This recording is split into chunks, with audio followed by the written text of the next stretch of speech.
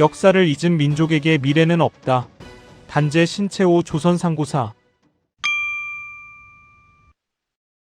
제12편 백제의 강성과 신라의 음모 제1장 부여성충의 위대한 계략과 백제의 타격 1. 부여성충의 건의 부여성충은 백제의 왕족이었다. 어릴 때부터 지모가 뛰어나서 일찍이 예의 군사가 침략해오자 고향 사람들을 거느리고 나가 삼보에 운거하여 지키는데 늘 기묘한 개교로 많은 적을 죽이니 예의 장수가 사자를 보내 그대들의 나라를 위하는 충절을 흠모하여 약간의 음식을 올리오 하고 궤 하나를 바쳤다. 사람들이 모두 궤를 열어보려고 하였으나 성충이 이를 굳이 못하게 말리고서 불 속에다 넣게 하였다. 그 속에 든 것은 벌과 땡빛 따위였다. 이튿날 또 예의 장수가 궤 하나를 바쳤다. 모두 이것을 불에 넣으려 하니까 성충은 그것을 열어보게 하였다. 그 속에는 화약과 염초 따위가 들어있었다. 사흘째 되는 날 적은 또 궤 하나를 보내왔는데 성충은 그것을 톱으로 켜게 하였다. 그러니까 피가 흘러나왔다. 칼을 품은 용사가 허리가 끊어져 죽었다.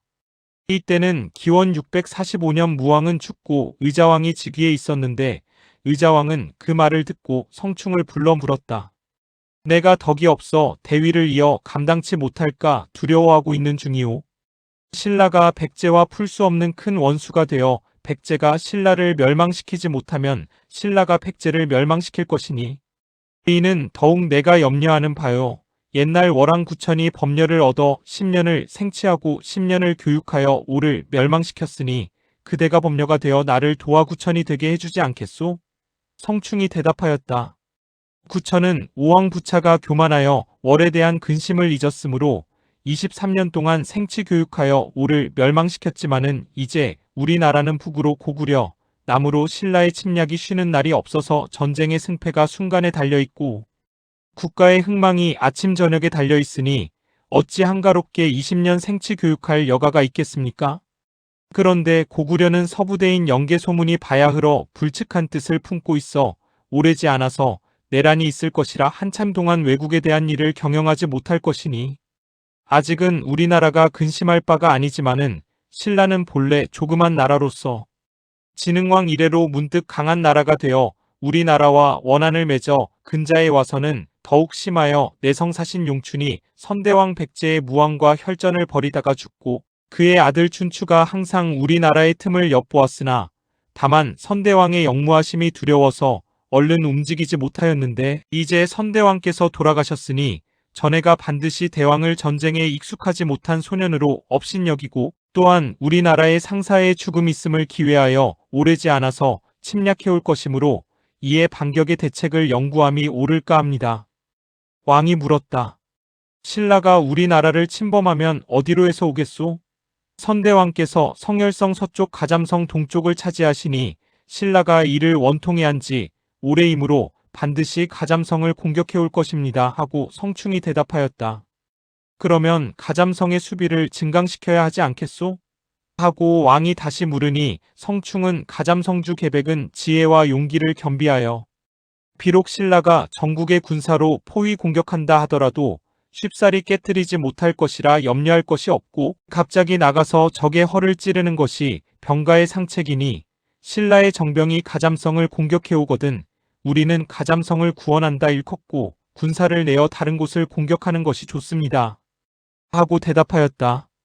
왕이 다시 그러면 어느 곳을 치는 것이 좋겠소? 하고 물었다. 성충이 대답하였다. 신이 들으니 대야주 도독 김품석이 김춘추의 사랑하는 딸 소랑의 남편이 되어 권세를 믿고 부하와 군사와 백성을 학대하고 음탕과 사치를 일삼아서 원한의 대상이 된 지 오래인데 이제 우리나라에 국상이 있다는 말을 들으면 수비가 더욱 소홀해질 것이고 또 신라의 정병이 가잠성을 포위 공격하는 때이면 대야성이 위급해지더라도 갑자기 이를 구원하지 못할 것입니다. 우리 군사가 대야성을 함락시키고 그 이긴 여세를 몰아 공격하면 신라 전국이 크게 소란해질 것이니 이를 처멸망시키기는 아주 쉬울 것입니다. 왕은 그대의 지략은 고금에 짝이 드물겠소? 하고 성충을 상좌평에 임명하였다.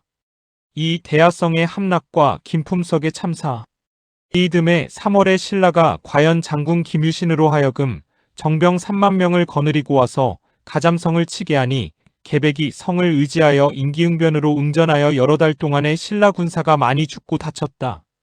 7월에 의자왕이 정병 수만 명을 뽑아 가잠성을 구원한다 일컫고 북으로 향해 나아가다가 갑자기 군사를 돌이켜 대야주로 향하여 미우성을 포위 함락시켰다. 대야주는 신라 서쪽에 요긴한 진이요 관하라는 성과 고을이 40여리 되었다.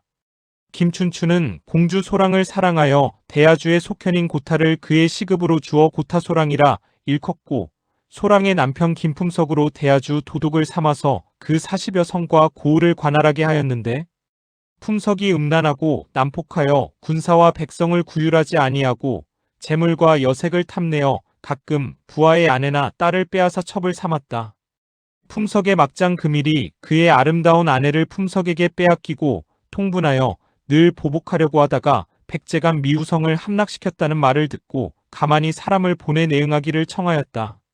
의자왕이 부여윤충으로 하여금 정병 1만을 거느리고 나아가게 하였다. 백제의 군사가 성 아래 이르자 금일이 성 안이 술렁이고 두려워서 나가 싸울 뜻이 없었다. 품석 부부가 하는 수 없이 그 마카의 서천으로 하여금 성 위에 올라가서 윤충에게 우리 부부가 고향으로 돌아가는 것을 허락해 준다면 성을 내주겠노라고 청하게 하였다. 윤충이 이 말을 듣고 좌우를 돌아보며 저희 부부를 위해 국토와 백성을 파는 놈을 어찌 살려두겠소? 그러나 허락하지 않으면 성 안에 그대로 운거하여 지켜 얼마 동안을 더 싸울지 모를 일이니 차라리 거짓 허락하고 사로잡는 것이 좋겠소? 하고 해를 두고 맹세하여 공의 부부가 살아 돌아가는 것을 허락하겠소? 하고 가만히 폭병을 두고 군사를 물리니 품석이 먼저 그 부하 장사들로 하여금 성 밖으로 나가게 하였다. 백제가 폭병을 내어 습격하여 죄다 죽이고 품석 부부는 금일에게 살해당하였다. 이리하여 백제의 군사가 성 안으로 들어갔다. 의자왕이 미우성에 와서 윤충의 자기를 높여주고 말 20마리와 쌀 1,000섬을 상주었으며 그 이하의 장사들에게도 차례로 상을 내려 칭찬하고 나서 여러 장수들을 나누어 보내 각 고을을 공략하게 하였다. 대야주는 원래 임나가라의 땅이었으므로 그 지방의 백성들이 옛 나라를 생각하고 신라를 싫어하다가 백제의 군사가 이르니 모두 환영하여 40여 성과 고을이 한 달 안에 죄다 백제의 차지가 되었다. 삼국사기에는 7월에 의자왕이 미우성 등 40여 성을 함락시키고 8월에 윤충을 보내서 대야성을 함락시켰다고 하였고 해상잠록에는 대야성을 함락시킨 뒤에 40여 성을 항복받았다고 하였는데 뒤의 것이 사리에 가까우므로 여기서는 이를 좇았다. 대야는 하래로 읽는 것이니 낙동강 상류를 일컫는 말인데 김유신전에는 대야를 대량이라고 기록하였다. 야, 양 등이 옛날에는 다라 혹은 레로 읽은 것이고 대야를 신라 마렵의 협천으로 고쳐 후세에는 이것을 합천이라 읽었으니 당시에는 합의 첫소리하와 내의 뜬 레를 따라 하래로 읽은 것이었다. 3. 고구려 백제 동맹의 성립. 의자왕이 대야주 40여 성을 차지한 지 오래지 않아서 영계소문이 영유왕을 죽이고 고구려의 정권을 잡았다. 의자왕이 성충에게 물었다. 영계소문이 남의 신하로서 임금을 죽였는데 고구려 전국이 두려워서 그 죄를 묻는 자가 없는 것은 무슨 까닭이오? 고구려가 서국과 전쟁을 한 지 여러 백년 만에 처음에는 여러 번 서국에서 패하다가 근세에 이르러 날로 강대해져서 요동을 차지하여 그 세력이 요서에까지 미치고 무태서만 마음대로 돌아다닐 뿐 아니라 바다에까지 드나들어 영양왕 때에는 3번이나 100만의 수나라 군사를 격파하여 나라의 위험이 크게 떨쳐서 고구려의 군사와 백성들이 서국과 맞서려는 기염이 하늘을 찌르려 하는 판인데 건무가 도리어 이를 압박하고 서국과 화친하여 군사와 백성들의 노여움을 산 지가 오래였습니다.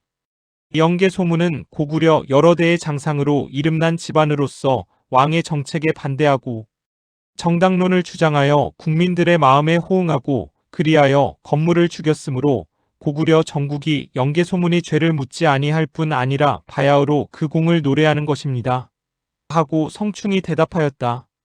왕이 다시 고구려와 당이 싸우면 어느 나라가 이기겠소 하고 물으니 성충은 당은 비록 땅이 고구려보다 넓고 백성도 고구려보다 많지만은 영계 소문의 전략은 이세민이 따를 바가 아니니 승리는 반드시 고구려에 돌아갈 것입니다. 하고 대답하였다. 왕이 또 물었다. 이세민은 내 나라의 여러 영웅들을 토벌하여 통일된 중국의 황제가 되었고 영계 소문은 아무런 싸움의 경력이 없는데 어찌 영계 소문의 전략이 이세민보다 낫다고 하오? 성충이 대답하였다. 신이 왕년에 일찍이 고구려에 가서 영계 소문을 만나보았습니다. 그때에는 영계 소문이 아무런 직위도 없고 다만 명문이 한 귀소년이었지만은 모습이 우람하고 위기가 호탕하므로 신이 그를 기이하게 여기고 사랑하여 함께 이야기하다가 말이 병법에 미쳤습니다. 그래서 신은 영계 소문의 지혜와 계략이 비상함을 알았습니다. 이번의 일로 말하더라도 영계 소문이 아버지의 직위를 이어받은 지 오래지 않아 아무런 기색도 없다가 하루아침에 대신 이하 수백 명을 죽이고 패수의 전쟁에 수의 군사를 격파하여 위명을 떨친 건무왕을 쳐 이기고 고구려의 대권을 잡았으니 이는 이세민이 따를 바가 아닙니다. 왕이 또 그러면 고구려가 능히 당을 멸망시킬 수 있단 말이오? 하고 물으니 성충은 그것은 단언할 수 없습니다. 만일 영계 소문이 10년 전에 고구려의 대권을 잡았더라면 오늘날의 당을 멸망시켰을는지 모르지만 영계 소문은 겨우 오늘에 와서야 성공하였는데 이세민은 이미 20년 전에 서국을 통일하면서 나라 다스리는 규모가 정밀하여 백성을 사랑하여 민심을 열복시킨 지 이미 오래이므로 영계 소문이 서록 싸움에 이긴다 하더라도 민심이 갑자기 당을 배반하지 않을 것입니다. 이것이 당을 멸망시키기 어려운 한 가지 이유입니다. 영계 소문이 비록 고구려를 통일하였지만은 그것은 겉모양이고 그 속에는 왕실과 호족들의 남은 무리가 날로 영계 소문의 뜻을 엿보고 있어 만일 영계 소문이 당을 멸망시키기 전에 죽고 그 후계자가 옳은감이 아니면 사방에서 반란이 일어날 것입니다. 이것이 당을 멸망시키기 어려운 또 한 가지 이유입니다. 그러니 두 나라의 흥망을 미리 말하기 어렵습니다. 하고 대답하였다. 왕이 물었다. 우리나라가 이제 대야주는 차지하였으나 아주 그 근본을 뒤집어 엎지 못하였으므로 신라는 보복할 마음이 없어지지 않을 것이오. 고구려가 당을 멸망시키거나 당이 고구려를 멸망시키거나 반드시 남침해 올 것이니 그때에 우리나라는 북으로 고구려나 당의 침략을 받고 동으로는 신라의 반공을 받을 것인데 어떻게 하면 좋겠소? 성충이 대답하였다. 지금의 형세로 보건대 고구려가 당을 치지 않으면 당이 고구려를 쳐서 서로 대립할 것인데 이것은 영계 소문이 뻔히 알고 있을 것이고 고구려가 당과 싸우자면 반드시 남쪽 백제와 신라와는 화친하여야만 뒤돌아볼 염려가 없을 것도 영계 소문이 환히 알고 있을 것입니다. 그리고 백제와 신라는 피차 원한이 깊어 고구려가 이 중 한 나라와 화친하면 다른 한 나라와는 적국이 될 것도 영계 소문이 잘 알고 있을 것입니다. 그러므로 영계 소문이 장차 두 나라 중에서 어느 한 나라와 화친하여 당과 전쟁을 할 때에 남쪽 두 나라가 서로 견제해서 고구려를 엿보지 못하게 되기를 바랄 것입니다. 이제 백제를 위해 계책을 세운다면 빨리 고구려와 화친하여 백제는 신라를 고구려는 당을 맡아 싸우는 것이 옳을 줄 압니다. 신라는 백제의 적이 못되니 틈을 타서 이로움을 따라 나아가면 모든 편의가 고구려보다 백제에 있습니다. 왕이 그의 말이 옳다고 하고 성충을 고구려에 사신으로 보냈다. 성충이 고구려에 가서 이해를 따져 영계 소문을 달래서 동맹의 조약이 거의 맺어지게 되었는데 영계 소문이 갑자기 성충을 멀리하여 여러 날을 만나보지 못하였다. 성충이 의심이 나서 탐지해보니 신라의 사신 김춘추가 와서 고구려와 백제의 동맹을 막고 고구려와 신라의 동맹을 맺으려고 하는 것이었다. 그래서 성충은 곧 영계 소문에게 글을 보내 공이 당과 싸우지 않으면 모르지만 만일 당과 싸우고자 한다면 백제와 화친하지 않으면 안 될 것이요. 왜냐하면 서국이 고구려를 칠 때에 번번이 양식 운반의 불편으로 패하였으니 수나라가 그 분명한 본보기요. 이제 백제가 만일 당과 연합하면 당은 육로인 요동으로부터 고구려를 침노할 뿐 아니라 배로 군사를 운반하여 백제로 들어와서 백제의 쌀을 먹어가며 남에서부터 고구려를 칠 것이니 그러면 고구려가 남과 북양면으로 적을 받게 될 것이니 이 위험이 어떠하겠습니까? 신라는 동해안에 나라가 있어서 당의 군사 운반에 편리하기가 백제만 못할 뿐더러 신라는 일찍이 백제와 화약하고 고구려를 치다가 마침내 백제를 속이고 중령박 고현 안의 식군을 함부로 점령하였음은 공이 잘 아는 바이니 신라가 오늘의 고구려와 동맹한다 하더라도 내일의 당과 연합하여 고구려의 땅을 빼앗지 않으리라 어떻게 보증하겠습니까? 하였다. 영계소문이 이 글을 보고는 김춘추를 가두고 중령박 웅리아 일대의 땅을 빼앗으려고 하였다. 이리하여 성충은 마침내 고구려와 동맹을 맺고 돌아갔다. 안시성 싸움 때의 성충의 건이 기원 644년에 신라가 장군 김유신을 보내 중령을 넘어 성열, 동대 등 여러 성을 공격하므로 백제의 의자왕은 여러 신하들을 모아 응전할 계획을 의논하였는데 성충이 신라가 여러 번 패한 끝에 스스로 보전할 것을 생각하지 않고 이제 갑자기 침략을 시도하니 이것은 반드시 그 까닭이 있을 것입니다. 신이 들으니 김춘추가 딸 고타랑 잃은 복수를 하기 위해 여러 번 가만히 바다를 건너 당에 들어가서 구원병을 청하였다고 합니다. 당의 임금 이세민이 해동 침략할 뜻을 품은 지 오래였으므로 반드시 신라와도 고구려, 백제 두 나라에 대한 음모를 꾸몄을 것인데 헤아리건대 아마 당은 고구려를 치는 동시에 수군으로 백제의 서쪽에 침입하고 신라는 백제를 쳐서 고구려를 구원하지 못하게 하고 또한 대군으로 고구려의 후방을 교란하려고 하였을 것입니다.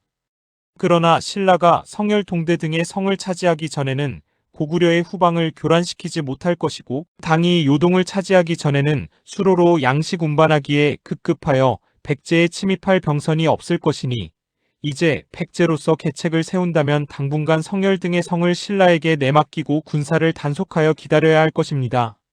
당과 신라가 고구려에 대해 격렬한 전투를 벌여 서로 손을 빼기가 어렵게 될 것인데 신라는 백제를 염려하여 군사를 많이 내지 못할 것이지만은 당은 반드시 나라를 기울여 고구려에 침입할 것이니 백제는 그 틈을 타서 배로 정병 수만 명을 운반하여 당의 강남을 친다면 이를 점령하기가 아주 용이할 것이고 강남을 점령한 뒤에는 그 물력과 민중으로 나아가 공략한다면 서국의 북쪽은 비록 고구려의 차지가 되더라도 남쪽은 다 백제의 차지가 될 것입니다. 그러면 신라가 비록 백제를 아무리 원망하더라도 하잘것없는 조그만 나라가 어찌하겠습니까? 오직 머리를 숙여 명령을 따를 뿐입니다. 그때에는 백제가 신라를 쳐 멸망시킬 수도 있고 그대로 존속시킬 수도 있어서 아무런 말썽이 없을 것입니다. 라고 하였다. 의자왕이 그의 말을 조차 여러 장수들에게 명하여 병경을 굳게 지키게 하였다. 이듬해에 과연당이 30만 대군을 일으켜 고구려에 침입하였는데 안시성을 포위하고 싸웠으나 몇 달 동안 승부가 나지 않았다. 한편 신라는 13만 대군을 내어 고구려의 남쪽을 공격하여 그 후방을 교란시키려고 하므로 의자왕은 계백에게 명하여 신라의 후방을 습격하여 성열 등 7성을 회복하고 윤충을 보내 부사달 등 10여 성을 점령하고 수군으로 당의 강남을 습격하여 월주 등지를 점령하여 착착 해외의 척지를 경영하다가 임자의 참소로 성충이 마침내 왕의 박대함을 당하여 그 뜻을 펴지 못하였다. 제2장 김춘추의 외교와 김유신의 음모 1. 김춘추의 복수운동 김춘추는 신라내성 김용춘, 곧 백제의 무왕과 동서전쟁을 한 사람의 아들이다. 김용춘이 죽으니 김춘추가 그 직위를 이어받아 신라의 정치를 도맡아 처리하였고 백제 무왕과 혈전을 벌였다.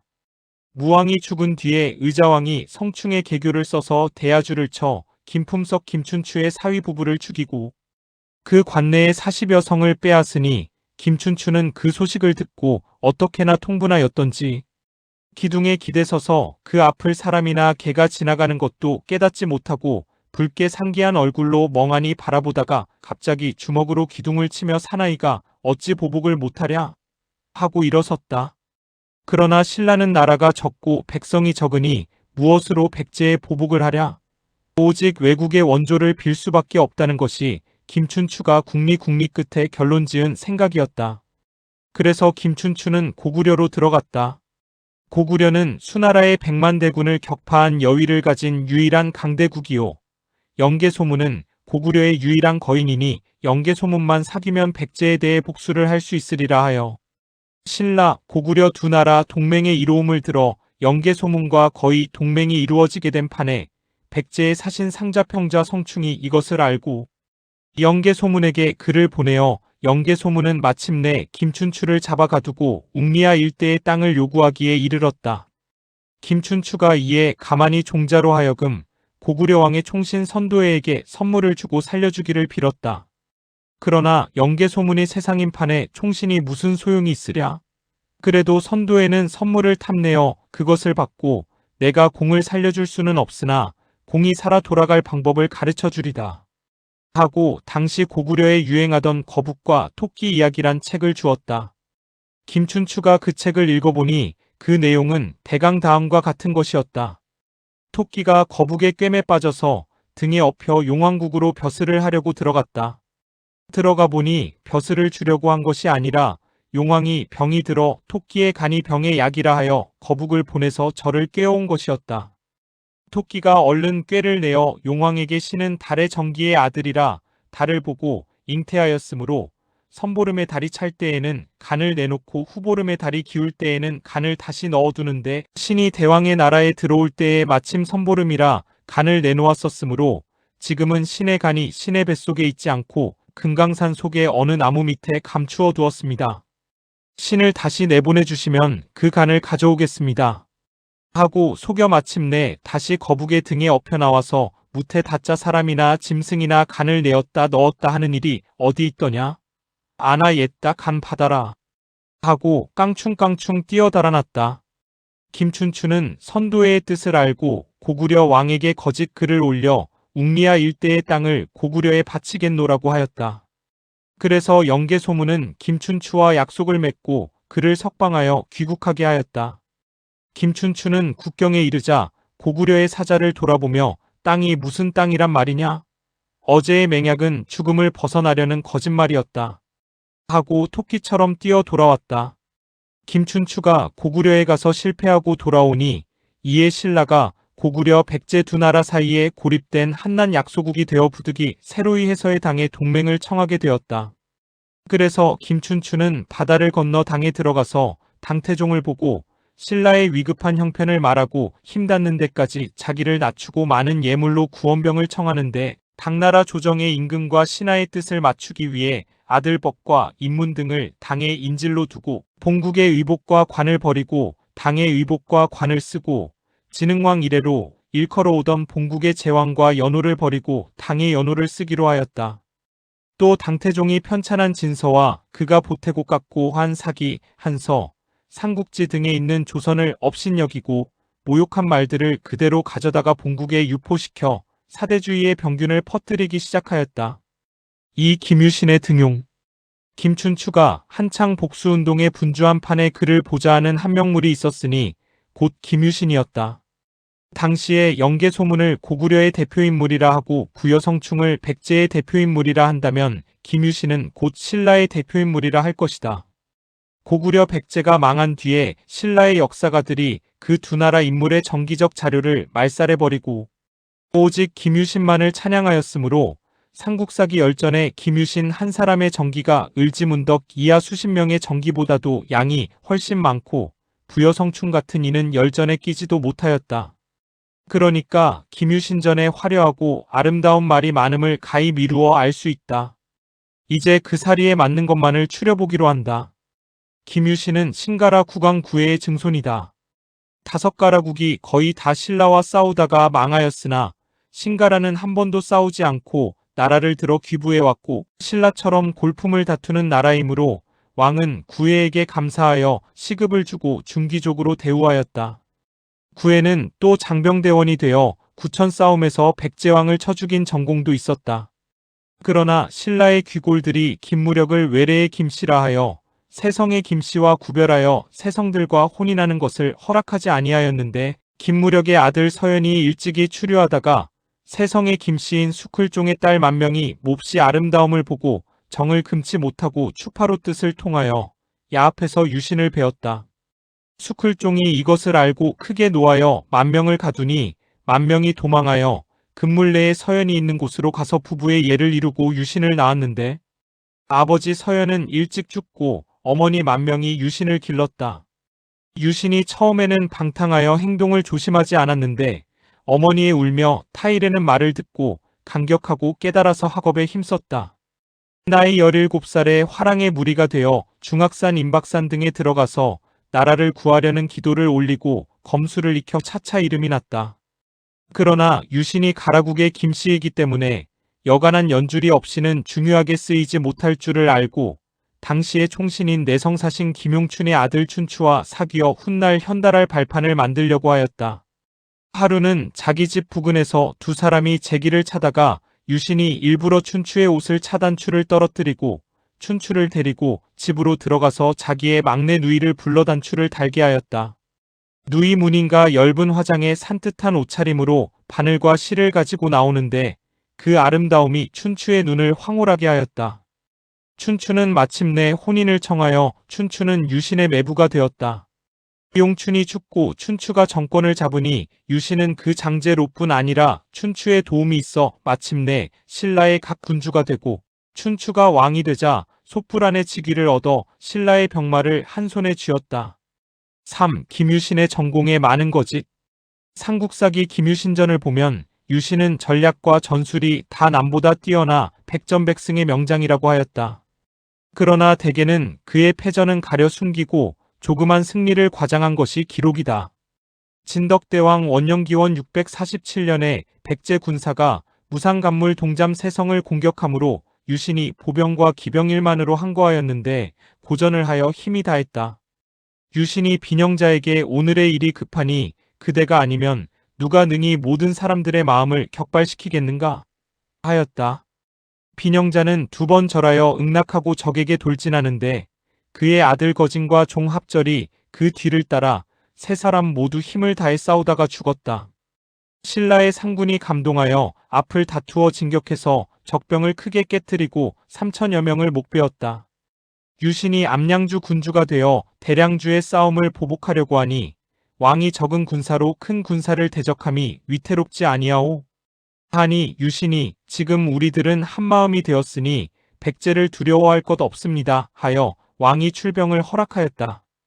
유신이 고을의 군사를 조련하여 대량주 성 밖에 이르니 백제가 항거에 싸움으로 유신은 거짓패하여 옥문곡으로 들어가니 백제 군사가 가벼이 여겨 크게 몰려왔다. 유신은 복병을 내어 앞뒤로 쳐서 크게 깨뜨려 백제의 장군 8명을 사로잡고 군사 1천여 명을 베었다. 그리고 사자를 백제의 장군에게 보내서 우리 군주 품석과 그의 아내 김씨의 뼈가 너희 옥중에 있으니 내가 죽인 2사람의 뼈를 보내면 나는 살아있는 8사람을 돌려주겠다라고 하니 백제가 유고를 돌려보내므로 유신은 사람을 돌아가게 하고 이긴 기세를 타 백제의 경계를 넘어들어가 악성 등 12성을 빼앗고서 1만 명을 베고 9천 명을 사로잡았다. 이 공으로 유신은 이찬의 자기를 받고 상주행 군대 총관이 되었으며 진례 등 구성을 도륙하여 9천여 명을 베고 600여 명을 사로잡았다. 인영기원 648년 8월에 백제 장군 은상이 석토 등 7성을 공격하므로 왕이 유신 죽진 진춘 천존 등 장군에게 명하여 상군을 5길로 나누어 백제군을 치게 하였는데 서로 지고 이기고 하여 열흘이 되도록 풀리지 아니하여 시체가 들에 널리고 흐르는 피가 내를 이루었다. 유신 등이 도살성 아래에 주둔하여 말과 군사를 쉬게 해가지고 다시 공격하려고 하는데 마침 물새가 동쪽에서 날아와 유신의 군막 위를 지나갔다. 군사들이 모두 불길한 징조라고 하니 유신이 말했다. 오늘 백제의 정탐이 올 것이니 너희들은 모르는 체하라 하고 군중에 명령을 내려 수비를 경고히 하여 움직이지 말아라. 내일 구원병 오는 것을 기다려 싸울 것이다 하였다. 백제의 정탐이 돌아가 은상에게 이 말을 고하여 은상은 구원병이 오는 줄 알고 의심하며 두려워했다.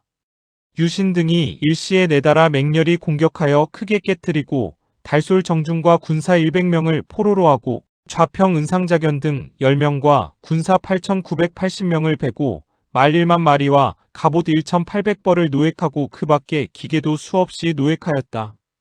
돌아오는 길에 백제의 좌평 정복이 군사 1,000명을 데리고 와서 항복함으로 놓아주었다.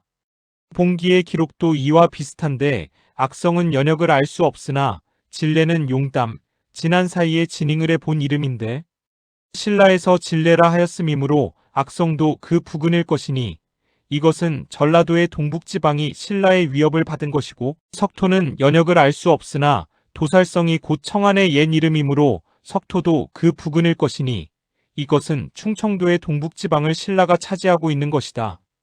또 유신이 이처럼 늘 승리를 거두었다면 백제의 국토가 몹시 쇠퇴했을 것인데 당서에는 신라 사신 김법민의 구원을 청한 말에 큰 성과 요긴한 진이 다 백제가 차지한 바가 되어 국토가 날로 줄어들었습니다. 다만 옛 땅도 도로 찾는다면 강화를 청하겠습니다.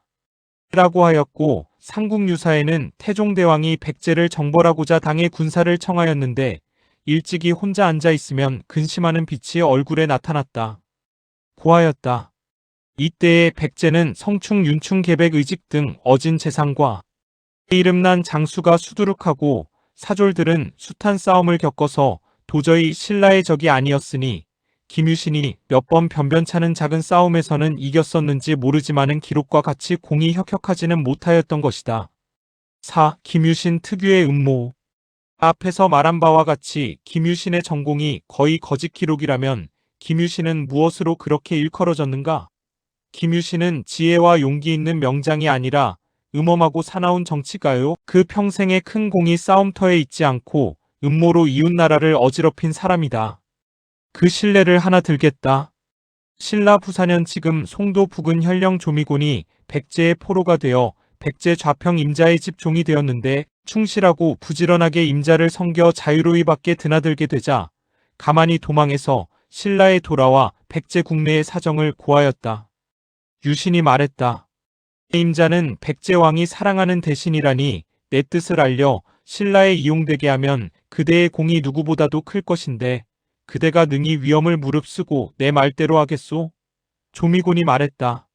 생사를 돌아보지 않고 명령대로 하겠습니다.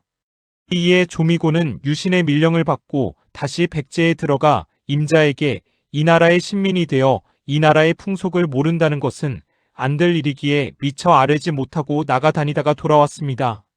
라고 하니 임자는 이 말을 고지 듣고 의심하지 않았다. 조미곤이 틈을 타 임자에게 말했다. 지난번에 실은 고향을 생각하여 신라에 갔다 왔고 먼저 번 말은 한때 꾸민 말이었습니다. 신라에 가서 김유신을 만나보았는데 유신의 말이 백제와 신라가 서로 원수가 되어 전쟁이 그치지 아니하니 두 나라 중 한 나라는 반드시 망할 것인데 그러면 우리 두 사람 중 한 사람은 지금의 부귀를 잃고 남의 포로가 될 것이니 원컨대 우리 두 사람이 미리 약속하여 신라가 망하면 유신이 공의 의지에 백제에서 다시 벼슬을 하고 백제가 망하면 공이 유신에게 의지에 신라에서 다시 벼슬을 하기로 합시다. 그러면 두 나라 중 어느 나라가 망하든지 우리 두 사람은 여전히 부귀를 보전할 것이 아니겠소 하는 자기의 뜻을 말씀드려 보라고 하였습니다. 임자가 잠자코 아무 말이 없자 조미곤은 송구스러워하며 물러났다.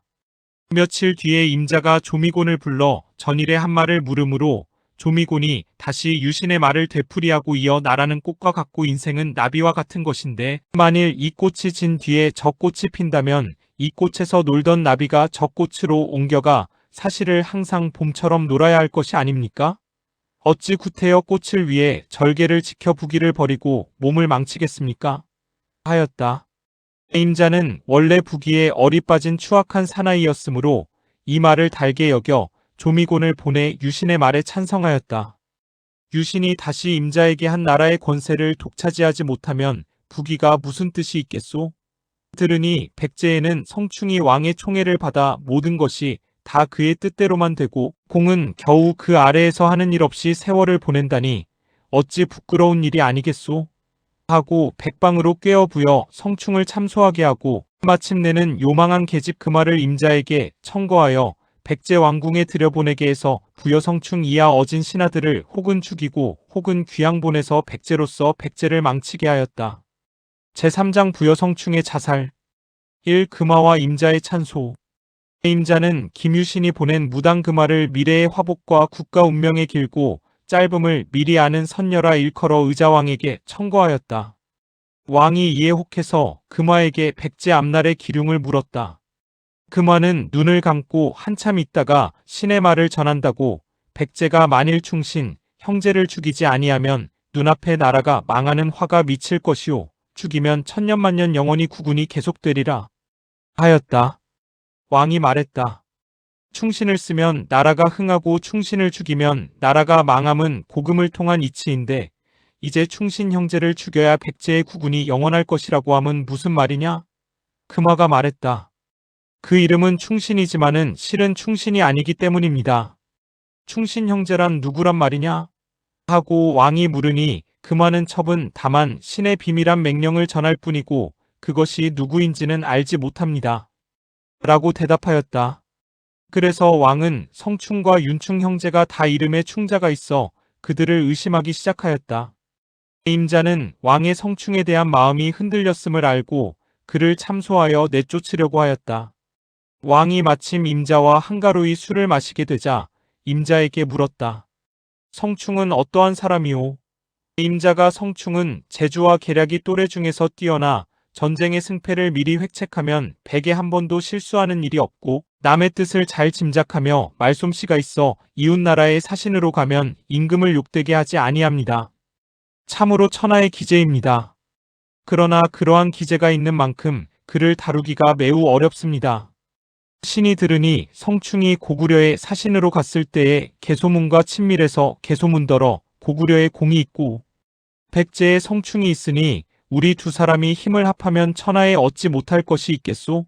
하여 엄연히 백제의 개소문을 자처하고 개소문은 성충에게 나나 공이 아직 대권을 잡지 못하였음이 하니오. 하며 성충을 매우 후하게 대접했다고 합니다. 성충이 이같이 불측한 마음을 가지고 이웃나라의 권세 있는 신하와 정의가 매우 가깝고 또 그의 아우에 윤충 같은 명장이 있으니 신은 대왕께서 만세하신 후에는 백제는 대왕 자손의 백제가 아니오 성충의 백제일 것으로 생각합니다. 하고 대답하였다. 이에 왕은 윤충을 파면하여 소환하고 성충을 소홀히 대접하였다. 이때 윤충은 바야흐로 월주에서 장사를 훈련하여 당의 강남을 온통 집어 삼키려고 하는 참이었는데 갑자기 참소를 만나 파면돼서 돌아오니 오래지 않아 월주는 당에게 함락되었다. 그래서 윤충은 울분하여 죽었다. 이 성충의 자살과 그 무리의 축출. 윤충이 죽고 성충도 물리쳐지니 금화는 더욱 기탄 없이 의자왕에게 권하여 웅장하고 화려한 왕흥사와 태자궁을 지어 나라의 재정이 마르게 하고 백제 산천의 지덕이 험악하니 쇠로 진압해야 한다고 각처 명산에 쇠기둥 또는 쇠못을 박고 강과 바다에 쇠그릇을 던져 넣어 나라 안의 철이 동이 나게 하니 나라 사람들이 금화를 원망하여 불가살이라 일컬었다. 불가살은 백제 신화의 쇠먹는 신의 이름이었다. 이에 성충이 상소하여 임자와 금화의 죄를 통렬히 논란하였으나 왕의 좌우가 다 임자와 금화의 신복이었으므로 다투어 성충을 참소하기를 성충이 대왕의 총애를 잃은 뒤로 늘 울분한 마음을 가지고 있었으므로 오늘날 이런 상소를 올린 것입니다. 라고 하였다. 왕은 성충을 잡아서 옥에 가두고 좌평 흥수를 고마미지로 귀양 보내고 서부은솔 복신을 파면하여 가두니 이들은 다 성충의 무리였다. 성충은 옥중에서 다시 유언의 상소를 올려 충신은 죽을지라도 임금을 잊지 못하느니 신이 한 말씀 올리고 죽고자 합니다. 신이 천시와 인사를 살피건대 오래지 않아 전하가 있을 것입니다. 무릇 군사를 쓰면은 지세를 택하여 위쪽에 처해서 적에 대응해야만 만전합니다. 만일 적병이 침입하거든 육로로는 탄현에서 막고 수로로는 백강에서 막아 험한 곳에 운거에 싸워야 합니다. 하고는 음식을 끊어 28일 만에 죽으니 곧 고구려 태대대로 영계 소문이 죽기 한 해 전이었다. 탄현은 후세 사람들이 지금의 여산 탄현이라 하고 백강은 지금의 부여 백강이라고 하지만은 백제가 망할 때 신라 군사가 탄현을 넘고 당의 군사가 백강을 지난 뒤에 계백이 황산에서 싸우고 의직이 부여 앞장에서 싸웠으니 탄현은 지금 보은의 탄현이고 백강은 지금 서천백마강이 바다로 들어가는 어귀 흥수의 이른바 기벌포이다. 제4장 신라 당 두 나라 군사의 침입과 백제 의자왕의 집합 1. 신라와 당의 연합군 침입 기원 654년 진덕여대왕이 돌아가고 김춘추가 왕위를 이으니 그가 이른바 태종무열왕이다. 태종의 아버지 용춘 때부터 이미 왕의 실권은 그가 가지고 있었지만은 다만 동서인 백제 무왕과의 왕위 다툼의 감정을 누그러뜨리고자 왕의 명의는 첫 번에는 선덕, 다음에는 진덕, 곧 출가하여 여승이 된 두 여인에게 준 것이었는데 이제 와서는 두 나라의 갈라진 상처가 다시 아물 수 없게 깊어졌으므로 태종은 왕의 명의까지도 차지한 것이었다. 태종이 왕이 되자 더욱 김품석 부부의 보복을 서두르게 되었을 뿐 아니라 또한 백제의 침노가 심함으로 태자범민을 당에 보내서 구원병을 청하였다. 당은 이때 태종이 죽고 고종이 즉위하여 고구려에 대한 아버지의 원수를 갚으려고 여러 번 고구려를 공격하였다가 다 실패하였으므로 이에 먼저 신라와 힘을 합하여 백제를 쳐 없앤 다음에 다시 고구려를 함께 공격하기로 하고 태종의 청을 허락하였다. 이 계백과 의직의 전사 기원 660년 3월에 신라 왕자 인문이 당의 행군대 총관 소정방과 함께 군사 13만을 거느리고 내주부터 바다를 건너 6월에 덕물도에 이르렀다. 신라 태종이 금돌성에 진을 치고 태자범민과 대각간 김유신과 장군 진주, 천존 등으로 하여금 병선 100척으로 맞이하였다. 소정방이 범민에게 신라 당 두 나라 군사가 수륙으로 나뉘어 신라 군사는 육지로 쫓고 당의 군사는 물로 쫓아 7월 10일에 백제 서울 소부리에서 집합합시다. 함으로 범민 유신 등이 다시 금돌성으로부터 돌아와 김품일 김음순 등 여러 장군들과 함께 정병 5만 명을 거느리고 백제로 향하였다. 그제야 의자왕은 깊은 밤에 연회를 파하고 여러 신하들을 불러 싸우고 지킬 방법을 의논하는데 좌평 의직은 당나라 군사가 물에 익숙지 못한데 멀리 바다를 건너왔으므로 반드시 피곤할 것이니 무태 내리자마자 돌격하면 깨뜨리기 쉬울 것이고 당의 군사를 깨뜨리면 신라는 저절로 겁이 나서 싸우지 않고 무너질 것입니다. 하였고 좌평 상영은 당의 군사는 멀리 와서 빨리 싸우는 것이 이로울 것이므로 무태 내릴 때에는 장수와 군사들이 다 용감하게 싸울 것이니 험한 곳을 막아 지켜서 전해가 양식이 떨어지고 군사가 해이해진 뒤에 싸우는 것이 옳고 신라는 일찍이 여러 차례 우리 군사에게 패하여 우리를 두려워하고 있으니 먼저 신라 군사를 쳐 깨뜨리고 다시 형편을 보아 당의 군사를 치는 것이 좋습니다. 라고 하여 의론이 분분하였다. 의자왕이 전에는 평시나 전시를 물론하고 용단을 잘 내렸는데 이때에 와서는 요망한 무당과 여러 소인들에게 둘러싸여서 의외로 흐리멍덩하여 어찌할 바를 모르다가 호련히 지모로 이름있던 좌평 일찍이 성충의 무리로 지목되어 고마미지의 귀양감 부여흥수를 생각하고 사자를 보내서 그에게 계책을 물었다. 흥수는 탄영과 기벌포는 국가의 요충이라 한 사람이 칼을 빼어들고 막으면 만 사람이 덤비지 못할 곳이니 수륙의 정예를 뽑아서 당의 군사는 기별포로 들어오지 못하게 하고 신라 군사는 탄현을 넘지 못하게 하고 대왕께서는 왕성을 지키다가 전에 두적이 양식이 떨어지고 군사가 피로해진 다음에 맹렬히 공격하면 100번 싸워 100번 이길 것입니다. 하고 대답하였다. 사자가 돌아와서 그대로 보고하니 임자 등은 성충에 남은 무리들이 다시 등용될까 두려워서 흥수가 오래 귀양가 있어서 임금을 원망하고 성충의 옛 은혜를 생각하여 항상 보복하려고 생각하고 있었으므로 이제 성충이 남긴 상소의 찌꺼기를 주어서 나라를 그르치려고 하는 것이니 그의 말을 써서는 안 됩니다. 당의 군사는 기벌포를 지나 들어오게 하고 신라 군사는 탄현을 넘어 들어오게 한 다음에 힘써 공격하면 도간에 든 자라를 잡는 것과 같습니다. 이리하면 두적을 다 분해할 수 있을 것인데 어찌하여 험한 데를 막고 적병과 대치하여 시위를 허비해서 군사의 용기를 줄게 합니까? 하였다. 왕은 그의 말이 옳다 하여 다시 궁녀들로 하여금 술을 올리고 노래를 부르게 하여 전쟁이 눈앞에 있음을 잊었다. 7월 9일에 신라대장 김유신 김품일 등이 5만 군사를 거느리고 탄현을 지나 황등야군에 이르니 의자왕이 장군 부여 계백을 보내 신라 군사를 막게 했다. 계백은 출전에 임하여 탄현의 천엄을 지키지 않고 5천의 군사로 10배나 되는 적을 막으려 하니 내일의 일을 내가 알겠다. 탄식하고 처자를 불러 남의 포로가 되느니 차라리 내 손에 죽어라. 하고 칼을 빼어 다 죽이고 군중에 나아가 군사들을 모아놓고 고구려 안시성주 양만추는 5천의 무리로 당의 군사 70만을 깨뜨렸으니 우리 5천의 군사 한 사람이 10사람을 당할 것인데 어찌 신라의 5만 군사를 두려워하겠느냐? 하고는 군사를 몰아달려가 황등야군에 이르러 험한 곳에 운거에서 세 진영에 나뉘어 싸우니 김유신 등이 4번 공격하였다가 4번 다 패하여 만여 명의 사상자가 났다. 김유신은 싸워서 이길 수는 없고 당의 군사와 약속한 7월 10일이 되어 다급해서 품일과 흠순을 돌아보고 말했다. 오늘 이기지 못하면 약속을 어기게 되는데 당의 군사가 홀로 싸우다가 패하면 신라의 수십 년 공들인 일이 헛일로 돌아갈 것이고 당의 군사가 이기면 비록 남의 힘으로 복수는 하였다 하더라도 신라가 당의 업신여김에 견디지 못할 것이니 어찌하면 좋겠소? 품일과 흠순이 오늘 열 갑절에 많은 군사로 백제를 이기지 못한다면 신라 사람은 다시 낯을 들지 못할 것이오. 먼저 내 아들을 죽여 남의 자제들을 죽도록 격려하여 혈전을 벌이지 아니하면 안 되겠습니다. 하고 흠수는 그의 아들 방구를, 품일은 그의 아들 관창을 불러 신라의 화랑이 충성과 용맹으로 이름을 날렸다. 이제 일만의 화랑으로 수천의 백제 군사를 이기지 못한다면 화랑은 망하고 또 신라도 망하는 것이다. 너희들이 화랑의 두목이 되어 화랑을 망치고 말겠느냐? 신하가 되어서는 충성을 다할 것이고 자식이 되어서는 효도를 다할 것인데 위급함을 당하여 목숨을 바쳐야만 충과 효를 다했다고 할 것이다.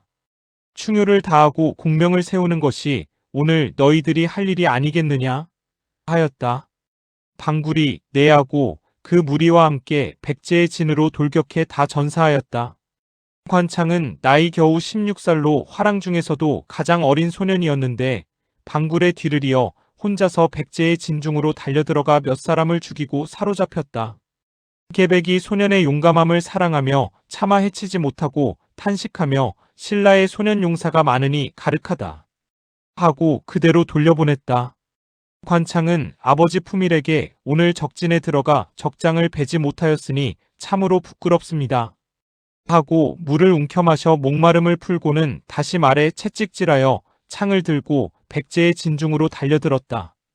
계백이 그를 쳐 죽여 머리를 말꼬리에 매달아서 돌려보냈다. 품일이 이것을 보고 도리어 기뻐서 뛰며 내 아들의 면목이 산 사람 같구나. 나라 일에 죽었으니 죽은 것이 아니다. 라고 외치니 신라 군사들이 모두 감격하여 용기가 났다.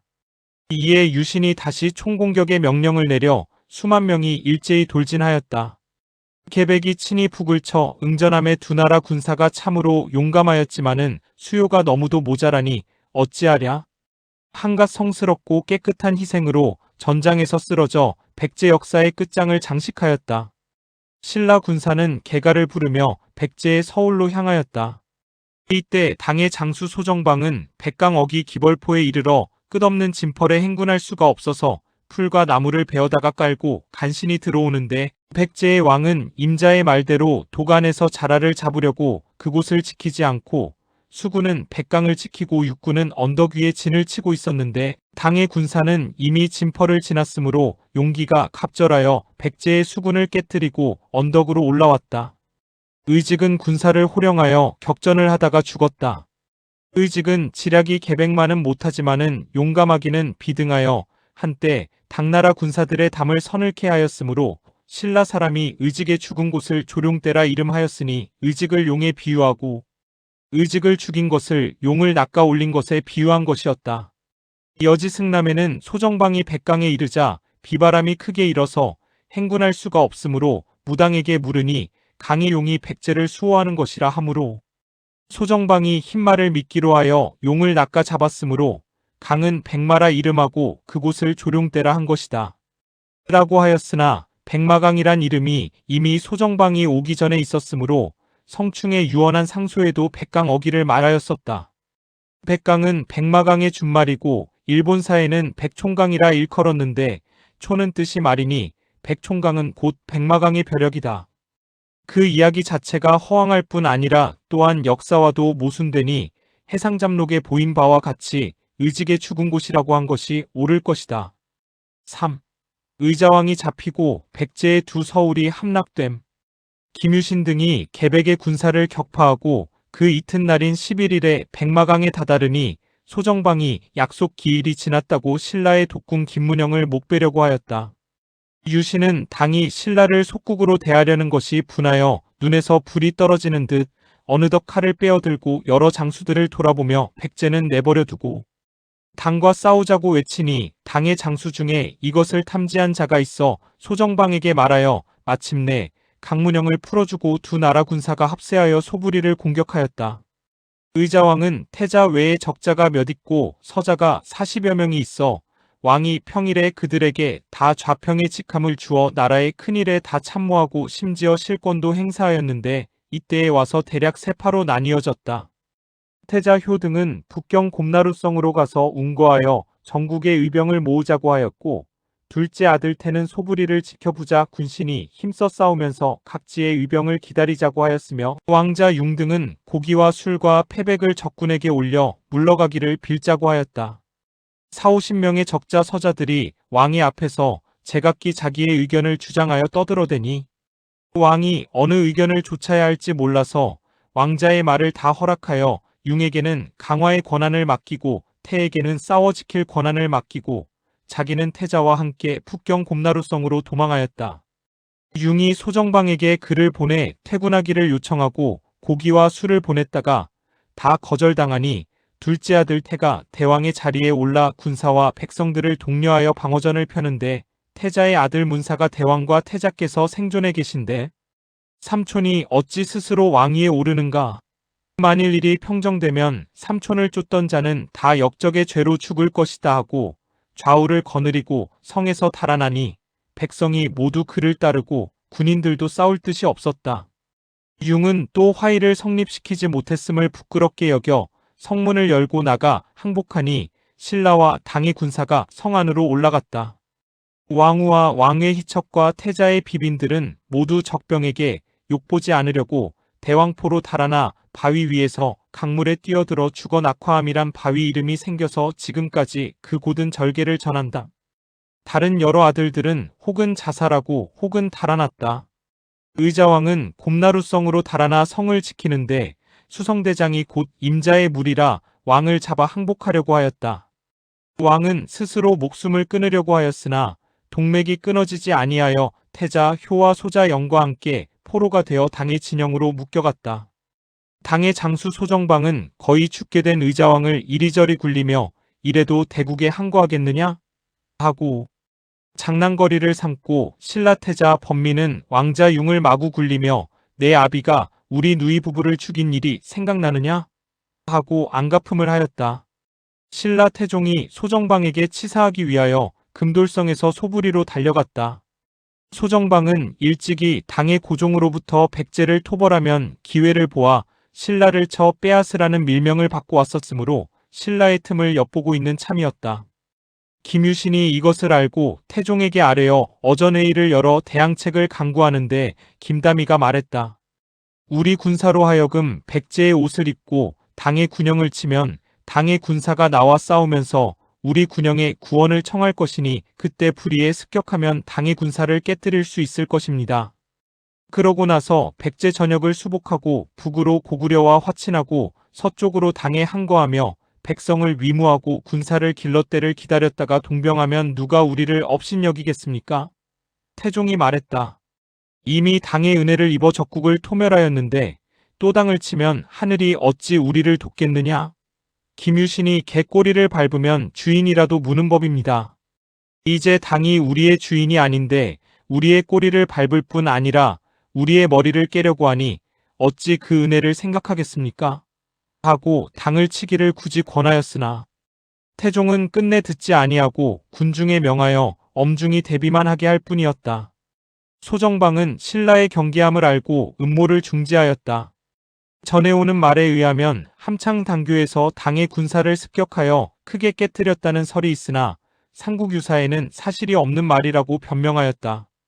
백제는 수없이 전쟁을 한 나라이므로 나라 사람들이 전쟁에 익숙하고 의리에 용감하나 유교를 수입한 이래로는 일반 사회가 명분이라는 굴레에 목을 매어 성충과 흥수가 비록 외적을 평정할 만한 재주와 지략을 가졌으나 명림답부와 같이 폭군을 죽일 만한 기백이 없었고 계백과 의직이 비록 자기 몸과 집안을 희생하는 충렬을 가졌으나 영계소문과 같이 내부를 숙청할 수완이 없어서 마침내 망령된 의자왕을 처치하지 못하여 임자 등 소인의 무리들로 하여금 수십 년 동안 정치상의 중심을 잡고 평시에는 나라의 재물을 자기네의 몸에 향락에 써서 탕진하고 난시에는 나라를 들어 적국에 투항하게 하였다.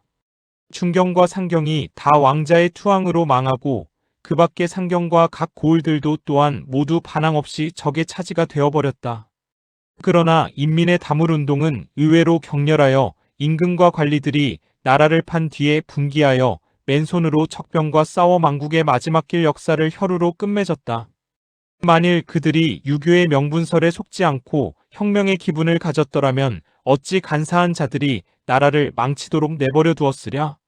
이제 다음 장에 백제의 다물운동에 대하여 그 대강을 말하려 한다. 제5장 백제의병의 봉기. 1. 의자왕이 잡힌 뒤 각지의 의병. 소불이 이미 적에게 함락되고 의자왕이 잡혀가니 고관과 귀인들은 거의 다 임자, 충상 등 나라를 팔아먹은 무리들이므로 모두 유수하던 성과 고을을 들어 적에게 항복하였지만은 성충의 무리로 몰려 벼슬에서 물러난 옛 신하들과 초야의 의사들이 망국의 화를 구원하고자 각지에서 벌떼처럼 일어났다. 이같이 열렬한 다물운동의 의사들은 신라 역사가들이 이를 패잔한 도둑이라 배척하여 그 사적을 지워버려서 그들의 이름조차 묻혀버렸으니 얼마나 애석한 일인가.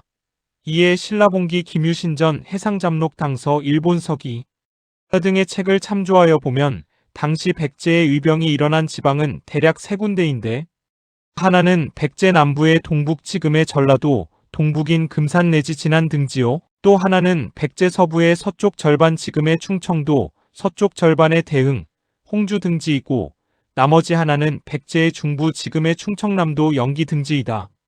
이제 세파의 전말을 대강 말하여 백제 말년의 혈전사의 일부를 보이려 한다. 이 중 남 두 지방 의병의 패망과 서부 의병의 견수. 서부 의병대장 부여복씨는 무왕의 조카인데 일찍이 고구려와 당의 사신으로 가서 외교계의 인재로 이름났고 서부 은솔이 되어 임존성을 견고히 수리하고 성안 창고에 양식을 비축해두는 외에 통주를 세워 그 속에 쌀가루를 감추어 두어 훗날 뜻밖의 일에 대비하였는데 마침내 임자의 참소를 만나 벼슬을 내놓으니 군사와 백성들이 다 목 놓아 울어서 참아 볼 수 없었다. 당의 군사가 중경 소불과 상경 곰나루를 함락시켜 왕이 잡혀가니 성안의 군사들이 현재의 은소를 내쫓고 복신을 추대하여 은소를 삼아서 항전하였는데 전자평 자진은 주류성을 전자평 정무는 두시일을 습격해서 운거하여 군사를 합하여 곰나루를 담으려고 복신에게 사람을 보내서 힘을 합하기를 청하였다. 복신은 이제 적의 대군이 우리의 두 서울과 각 요지를 빼앗아 운거하고 우리의 물자와 기계들을 모두 몰수하였는데 우리가 초야에서 흩어진 군사와 양민을 소집하여 대나무 창과 몽둥이로 전에 화살과 칼을 가진 자를 나아가 공격한다면 이것은 반드시 패할 것이니 우리의 병이 패망하면 백제의 운명은 끝장이오. 당이 10여 만의 많은 군사를 내어 바다를 건너왔으니 그 양식은 신라의 공급과 우리 국민에게서 약탈한 것을 의뢰할 수밖에 없는데 신라는 여러 해의 전쟁으로 국고가 바닥이 나서 능히 오래도록 양식을 공급하지 못할 것이고 민간의 약탈로는 많은 군사의 양식을 보충할 수 없을 뿐더러 더욱 우리 백성들의 반감이 쌓여서 의병의 수를 증가시킬 뿐인데 당의 군사들도 이것을 알기 때문에 며칠이 안 가서 반드시 1, 2만의 수비병을 두고 대부분은 철회하여 돌아갈 것이오. 우리가 이제 다만 험하고 요긴한 성을 굳게 지키다가 전해가 돌아간 뒤에 때를 타서 전해의 수비병을 격파하고 조종의 구업을 회복해야 할 것인데 이제 싸워서 요행의 승리를 바라서야 되겠소. 하였으나 정무 등이 듣지 않고 곰나루성 동남쪽의 진현성을 쳐서 잡힌 의자왕 이하 대신들과 장졸들을 빼앗으려다가 실패하고 정무는 두시성으로 자진은 주류성으로 달아나 궁거하여 지켰다. 오래지 않아 당이 곰나루를 웅진도독부라 일컫고 당의 장수 유인원은 당의 군사 1만 명으로 신라 왕자 인태는 신라 군사 7,000명으로 함께 지키게 하고 그 밖에 각 중요한 성에다가 다 두 나라의 군사 얼마씩을 배치하였다. 각지의 의병들은 신라 태종이 토평할 책임을 맡고 당의 소정방은 10만 군사를 거느리고 9월 3일에 돌아갔다. 이에 자진이 복신과 군사를 합하여 곰나루성을 치자고 하니 복신이 말했다. 우리 군사가 패망해 이제 한번 큰 승리가 없으면 인심을 진작시킬 수 없는데 곰나루성은 지세가 험하여 공격해 떨어뜨리기가 지극히 어려우니 차라리 정예한 군사를 뽑아 신라 군사에 돌아가는 길을 끊는 것이 좋겠소. 하였으나 자지는 듣지 않고 곧 군사를 지휘하여 성의 동남쪽 진현성과 왕흥사의 영책을 깨뜨려 많은 물자와 기계를 빼앗고 곰나루성의 사변에 내대군대 목책을 세워서 신라의 군량 운반하는 길을 끊으니 일시에 의병의 형세가 크게 떨쳐서 남부의 20여 성이 다 호응하였으나 신라 태종이 태자범민각강 김유신 등 여러 장수들과 함께 열애성을 공격함으로 진무가 나가 싸우다가 전사하고 진현성의 의병도 신라 군사에게 습격당해 1,500명이 죽고 왕흥사 영책의 의병도 700명이 전사하였다. 이에 신라 군사가 임존성을 쳤는데 복신의 방어가 면밀하여 마침내 이기지 못하고 군량이 뒤따르지 못하므로 11월 1일에 군사를 돌이켰다. 3. 부여복신의 연전연승. 이듬해 2월에 부여복신이 강서에 흩어진 군사를 모아 강을 건너가서 진현성을 회복하니 당의 장수 웅진도독 유인원이 정병 1천을 보냈다. 복신이 중로에서 불의에 습격하여 1,000명을 한 사람도 살아 돌아가지 못하게 하니 유인원이 연방 신라에 사자를 보내 구원을 청하여 신라 태종이 이찬 품일로 대당장군을, 잡찬 문충으로 상주장군을, 아찬 의복으로 하주장군을, 무울, 욱천 등으로 남천주대감을, 문품으로 서당장군을, 의광으로 낭당장군을 삼아서 가 구원하게 하니 3월 5일에 그 선봉대가 두량윤성에 이르러 진지를 살펴보았다. 복신이 대우가 정연하지 못함을 보고 갑자기 나가 습격하여 전멸시키고 그 군계를 빼앗아서 몽둥이에 대신하고 성으로 들어와 지켰다. 신라의 대군이 이르러 성을 포위하고 공격하기를 36일에 성을 함락시키지 못하고 사상자만 많이 내고 돌아가는지라 복신이 사방의 의병을 지휘하여 좌충우돌 수많은 장수와 군사를 베고 물자와 기계를 모두 빼앗고 다시 진격하여 가소천에 이르러서는 신라가 구원병으로 보낸 김음순의 군사와 싸워 크게 깨뜨리니 흠순 등이 홀몸으로 달아나 신라의 군사가 다시는 나오지 못하였다. 이에 복신은 왕자풍을 맞아다가 왕을 삼고 곰나루성을 포위하여 신라에서 양식 운반해 오는 길을 끊으니 복신의 명성이 천하에 떨쳐 백제의 여러 성과 고을이 모두 호응해서 신라와 당이 임명한 관리를 죽이고 복신에게 귀부하였으며 고구려의 남생은 구원병을 보내서 북한 산성을 쳐 멀리 복신을 응원하고 일본은 화살 10만 개를 바쳐 복신을 도왔다. 제6장 고구려의 당군 격퇴와 백제 의병의 전성. 1. 영계소문 사후 고구려의 내정. 고구려 말년의 역사는 전사가 모두 당서의 거짓 기록을 가져다 수록하여 1. 영계소문이 죽은 해를 연장시켰고 2. 영계소문이 요수 서쪽에서 획득한 땅을 줄여 붙이고 3. 영계소문의 생전과 사후의 고구려와 당에 대한 관계 사실을 위조하여서 고구려의 멸망한 진상을 잘 알 수 없을 뿐 아니라 백제와 고구려와의 관계도 알 수 없게 되었다. 영계소문이 기원 657년에 죽었음은 제11편에서 말한 바이거니와 영계소문이 죽은 뒤에 뒤를 이은 자도 그의 아들 남생이니 남생의 묘지에 의하면 9살 때부터 총명하여 조의선인의 한 사람이 되고 아버지의 선임으로 난관이 되어 중리대영 중리위두대영의 요직을 역임하고 24살에 망리지가 되어 상군대 장군을 겸임하였다.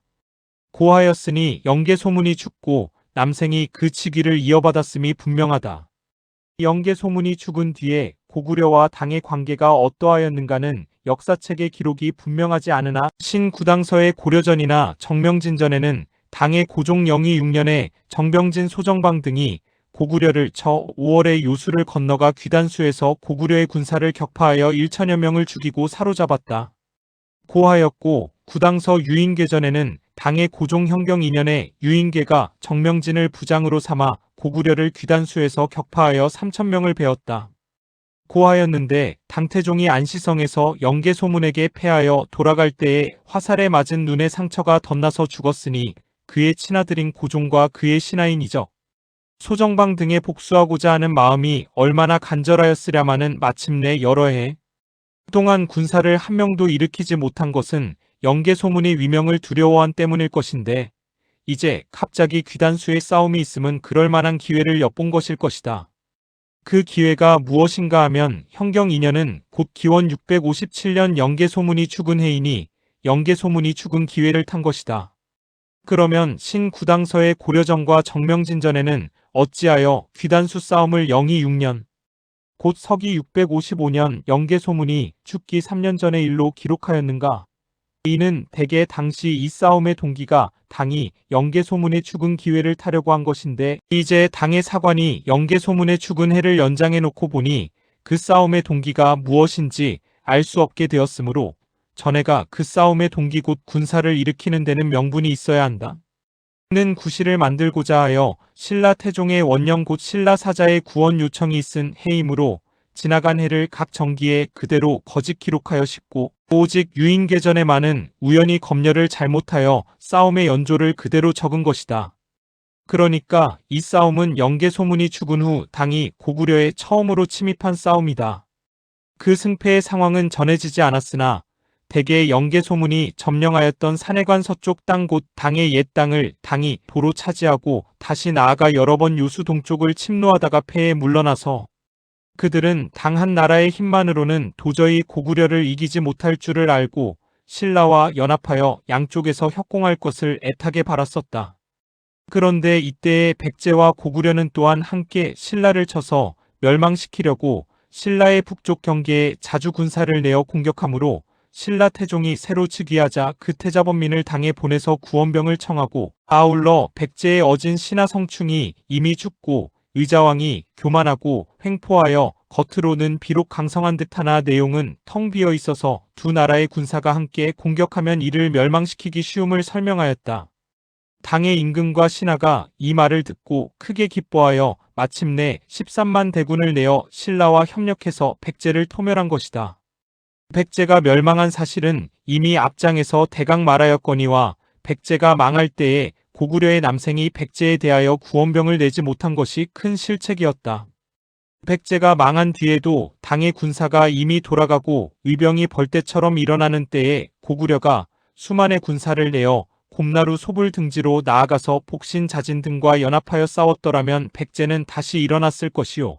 백제가 다시 일어나면 넉넉히 신라를 견제하여 당의 군사에 대한 양식의 공급을 못하게 하였을 것이고 신라의 양식이 아니고는 고구려의 영계소문 양만충 같은 영걸이 없더라도 당이 능히 평양까지 침입하지 못했을 것이며 서록 침입하였다 하더라도 수의 양제처럼 패에 무너졌을 것이다.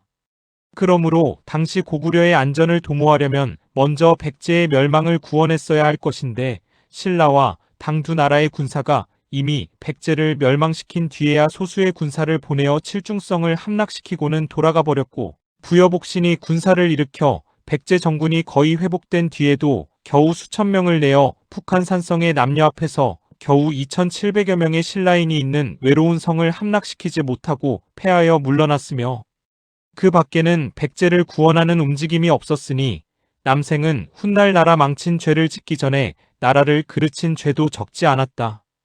이같이 용렬한 사나이에게 정권을 물려주고 죽은 영계소문은 또한 어찌 죄가 없다 할 수 있으랴. 이 평양의 당군과 웅진의 신라군의 패전. 기원 662년 당이 이마상, 계필하력, 소정방, 설인기, 방유태 등 여러 장수를 보내서 하남, 하북, 회남 등 67주의 군사를 징발하여 35길로 나누어 평양에 침입하게 하고 낭장 유덕민을 함자도 총관에 임명하여 신라로 들어가서 신라 군사와 협력하여 고구려의 남쪽 경계를 침략하는 동시에 신라의 양식을 평양으로 운반해 보내게 하였다. 신라는 이때 태종 김춘추의 상사가 있음에도 불구하고 세왕 중종 문무왕이 김유신, 김인문, 김양도 등 9장수로 하여금 전국의 군사를 총동원하는 동시에 대거 20량을 만들어 쌀 4,000섬 벼 22,000여 섬을 실어다 평양에 있는 당의 군사에게 보내려고 했다. 이때 백제의 의병이 태산에 운거하여 복신과 호응하고 있었는데 당의 웅진도독 유인계가 급히 문무왕에게 사자를 보내 고하기를 만일 태산의 백제 군사를 그대로 두어 세력이 공고해지면 양식 운반하는 길이 끊어져서 주둔에 있는 1만 7천의 두 나라 군사가 다 굶어 죽어 웅진이 다시 백제의 것이 되어 백제가 다시 회복될 것이요. 백제가 회복되면 더욱 고구려를 도모하기 어려울 것이니 먼저 태산성을 쳐주시기 바랍니다. 하였다. 그래서 문무왕은 김유신 등 여러 장수들과 함께 9월 15일에 태산성 아래에 이르러 항복하기를 타이르고 부기로 꾀이니 의병이 큰 소리로 성은 비록 작지만은 장졸이 다 의에 용감하여 싸우다가 죽은 백제의 귀신이 될지언정 항복하여 산 신라 사람이 되지 않겠다 하고 외치고는 대항에 싸워 여드레 만에 성 안의 군사 수천 명이 다 전사하고 성이 함락되었다. 신라 군사는 나아가 우술성을 포위하였다. 이 우술성은 복신이 신라 군량 운반의 길을 끊기 위하여 장수를 보내서 지키게 한 것인데 수십 일을 마주 버티다 성 안의 달솔 조복과 은솔 파가가 적과 내응하여 성 안의 의병 1,000명이 다 전사하고 성이 또한 함락되었다.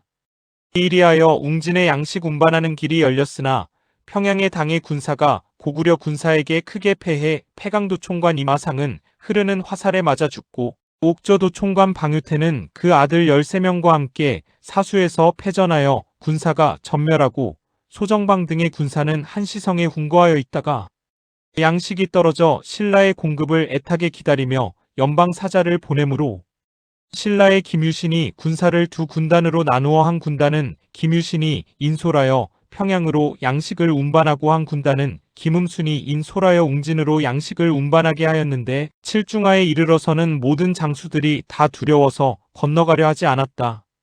김유신이 고구려가 망하지 않으면 백제는 다시 일어나고 신라는 위태롭게 될 것이니 우리가 어찌 위험을 꺼리겠소? 하고 사익길로 하여 강을 건너는데 고구려 사람들에게 발각될까 보아 험한 산을 타 수십일 만에 평양에 이르러 소정방에게 양식을 전해주었다. 소정방의 군사가 배불리 먹고는 패전한 끝에 다시 나아갈 수 없다 하여 바다를 따라 달아나 돌아갔다. 신라 군사는 머물러 싸우고자 하되 수요가 고구려 군사에 대적할 수 없고 달아나 돌아가자 하되 고구려 군사가 추격할 것이라 형세가 매우 난처하였다.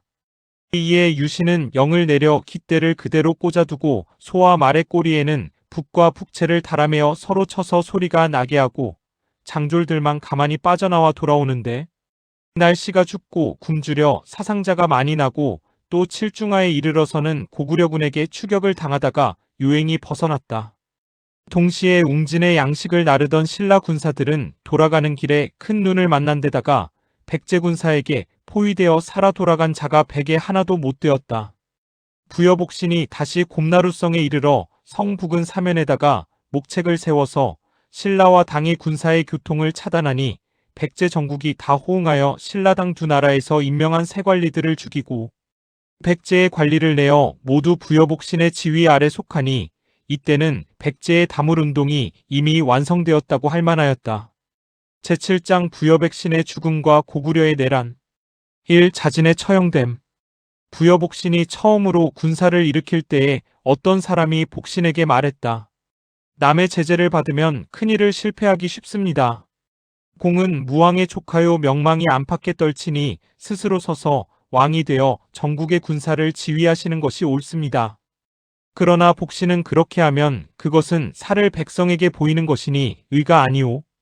하고 의자왕의 아들 왕자풍을 맞아 왕을 삼고 또 자진이 의병을 앞장서 주창한 공이 있고 일찍이 좌평의 벼슬을 지낸 대신이라 하여 영군대 장군이 되게 하고 복신 자신은 상잠 장군이 되어 강서의 군사를 정관하였는데 복신이 신라 당 두 나라 군사를 여러 번 격파하고 곰나루성을 포위 공격하니 당의 장수 유인계가 감히 나와 싸우지 못하고 또 소정방 등이 평양에서 패하여 달아나니 저들이 크게 낭패하여 당의 고종은 유인계에게 조서를 내려 웅진의 외로운 성을 지키기 어려우니 정군이 곧 바닷길로 돌아오라고 하여 유인계 등이 도망하여 돌아가려고 하였다.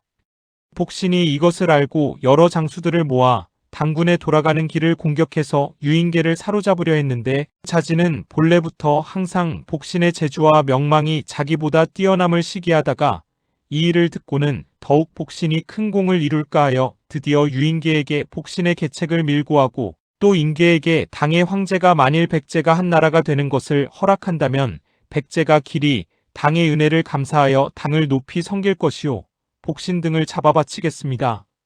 라고 하여 인계는 도망에 돌아갈 생각을 중지하고 자진과 서로 연락이 잦았다. 그러다가 복신의 부장사수원이 그 밀모의 증거를 잡아 복신에게 알리니 복신이 크게 노하여 연회를 베푼다고 하고 여러 장수들을 모이게 하여 그 자리에서 자진을 잡아 그 죄를 선포하고 풍왕에게 고하여 처형하려고 하였다. 왕은 자진이 비록 죄가 있으나 대신이니 극형의 처함이 옳지 않다고 형을 감해주려고 하였으나 복신은 나라를 배반한 자는 살려둘 수 없다고 고집하여 마침내 자진을 차명에 처하였다. 이 부여복신의 피살. 풍왕은 복신에게 옹립되어 왕이 되었으나 항상 병권이 여러 장수들의 손에 있음을 의심하고 꺼리어왔는데 복신이 자진을 처형하여 전국의 병권이 복신에게 돌아가니 왕의 좌우가 복신을 참소하여 복신이 전행하여 제멋대로 대신을 죽이니 그의 안중에 어찌 대왕이 있겠습니까? 대왕께서 만일 복신을 죽이지 아니하시면 복신이 장차 대왕을 해칠 것입니다 하였다. 이에 왕은 복신을 죽이기로 비밀이 모의하고 그해 2월에 복신이 마침 병이나 굴방에서 치료하고 있는 기회를 타서 왕이 문병한다 핑계하고 좌우에 신임하는 신하들을 거느리고 가서 갑자기 달려들어 복신을 결박하고 왕명으로 좌평 이하 각 대신을 불러 복신의 손바닥을 뚫어 가죽끈으로 꿰고 죄를 논하는데 풍왕도 복신이 죽으면 적병을 막을 사람이 없을 줄은 환히 아는 터이라 마음속으로 두려워 어찌할 바를 모르며 복신의 죄가 죽이는 것이 옳으냐 하고 물었다. 달솔 특집이 이런 악독한 반역자는 죽여도 죄가 남습니다. 라고 하였다. 복신이 특집을 향해 침을 뱉고 이 개같은 노마하고 마침내 회자수의 칼에 목이 떨어지니 백제 백성들이 복신의 죽음을 듣고 모두 눈물을 뿌렸다. 구당서에는 용삭 2년 기원 662년 7월에 유인괴, 유인원 등이 유수하던 진의 군사를 거느리고 복신의 남은 무리를 웅진 동쪽에서 크게 격파하여 그 지라성, 윤성과 대산, 사정 등의 목책을 함락시켰다. 이때 복신이 병권을 도맡아서 부여풍과 서로 차차 시기하다가 복신이 병이라 일컫고 굴방에 누워 부여풍이 문병 오기를 기다려 습격해서 죽이려고 하였는데 풍이 이것을 알고 신임하는 사람들을 거느리고 가서 복신을 엄습해 죽였다.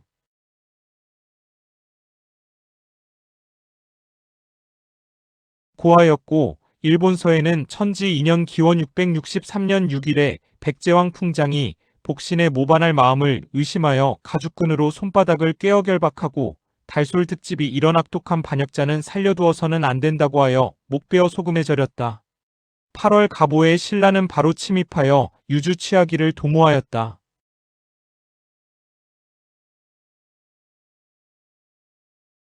고하여 두 책의 연조와 사실이 서로 다르다. 복신이 죽은 해는 신라봉기에 의하면 일본 서기와 맞을 뿐 아니라 그 사실로 말하더라도 복신이 이미 대군을 장악하였으니 병권이 없는 풍왕을 죽이려면 당장에 죽일 수도 있겠는데 어찌 굴실에 누워 풍이 문병 오기를 기다려 죽이려고 하였겠는가.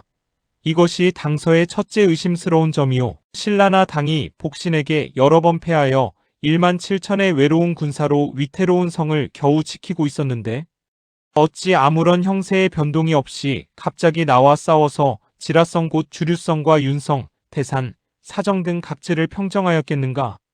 이것이 당서의 둘째 의심스러운 점이요. 의병이 여러 번 승전하여 백제 전역이 거의 회복되었으므로 풍왕이 복신을 죽여 군권을 확장하려고 한 것일 것이니 어찌 각 처의 성책이 거의 다 함락된 뒤에 장차 망하려는 권리를 찾으려고 복신을 해쳤을 것인가.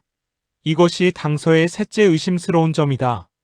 그러므로 당서를 버리고 일본 서기를 쫓는 동시에 해상잡록의 전설을 취하여 백제 최후의 위인의 사적의 모자람을 보충한다. 3.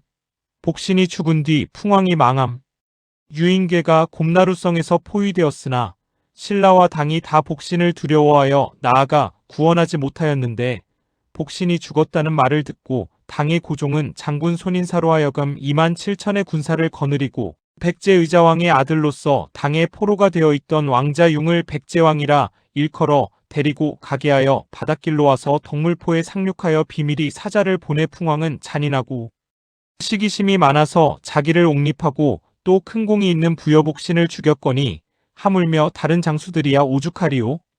당은 원래 백제의 땅을 가지려 함이 아니라 오직 백제가 고구려와 한편되는 것이 미워서 신라와 함께 백제를 친 것이거니와 이제 융은 백제 선왕의 사랑하는 아들로서 능히 대세를 알고 또 황제의 신임을 얻었으므로 백제왕의 자귀를 주고 대군으로 호위하여 귀국하게 하였으니 백제의 총명한 장수와 군사들은 나의 말을 믿고 융을 왕으로 받들면 전쟁의 수고로움이 없이 고국을 회복하고 편안히 부귀를 누릴 수 있을 것이지만은 만일 대군에게 완강히 항거하다가는 나도 공들을 용서하지 않을 것이요.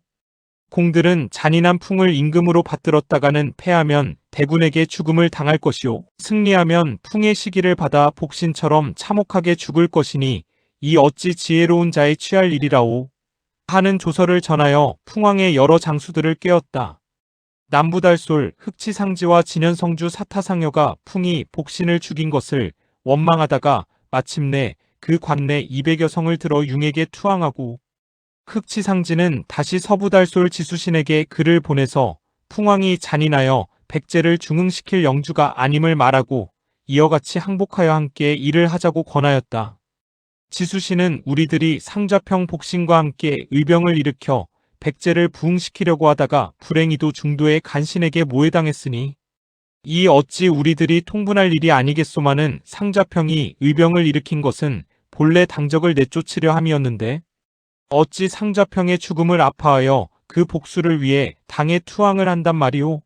그것은 상좌평을 배반하는 것일 뿐 아니라 곧 백제를 배반하는 것이니 상좌평의 영혼이 있다면 그 마음 아픔이 손바닥 꿰뚫리던 혹독한 형벌의 아픔보다 더할 것이오. 나는 공이 번연히 후회하고 다시 돌아오기를 바라오. 하였다. 그러나 흑치상지는 대답을 주지 않고 8월에 신라 당 두 나라 군사의 앞잡이가 되어 부하 5만 명을 이끌고 주류성을 포위하였다. 이에 백제가 두 나라로 나뉘어 지수신이 관할하는 서부는 풍왕에게 속하여 서백제가 되고 흑치상지가 관할하는 남부는 융에게 속하여 남백제가 되었다. 서백제는 당을 대적하여 싸우는데 남백제는 당의 노예가 되어 그 지위를 받아 서백제를 치니 백제중홍의 대업을 이같이 창피하게 만든 자는 곧 부여풍 상좌평. 부여복신을 죽인 부여풍이니 부여풍은 곧 중흥하는 백제를 멸망시킨 첫째가는 죄인이다. 풍이 비록 죄인이지만은 풍이 약하다고 하여 백제를 배반하고 당의 노예가 된 흑치상지도 곧 백제를 멸망시킨 둘째가는 죄인이다. 전사에는 오직 당서의 포편에 따라 흑치상지를 몹시 찬미하였으니 이 어찌 어리석은 아이의 부장난이 아니냐. 풍이 복신을 죽이고는 적병을 막을 만한 방략이 없으므로 곧 고구려와 외에 사자를 보내서 구원병을 청하였는데 고구려는 당의 침략을 염려하여 군사를 내지 못하였고 외는 병선 400척을 보내서 원조하였다.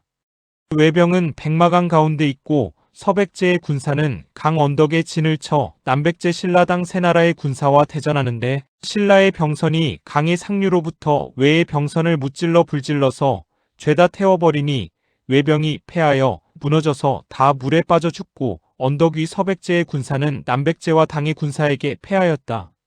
이에 세 나라의 군사가 총집결하여 주류성을 치니 풍은 드디어 달아나고 장수와 군사들은 다 전사하였다.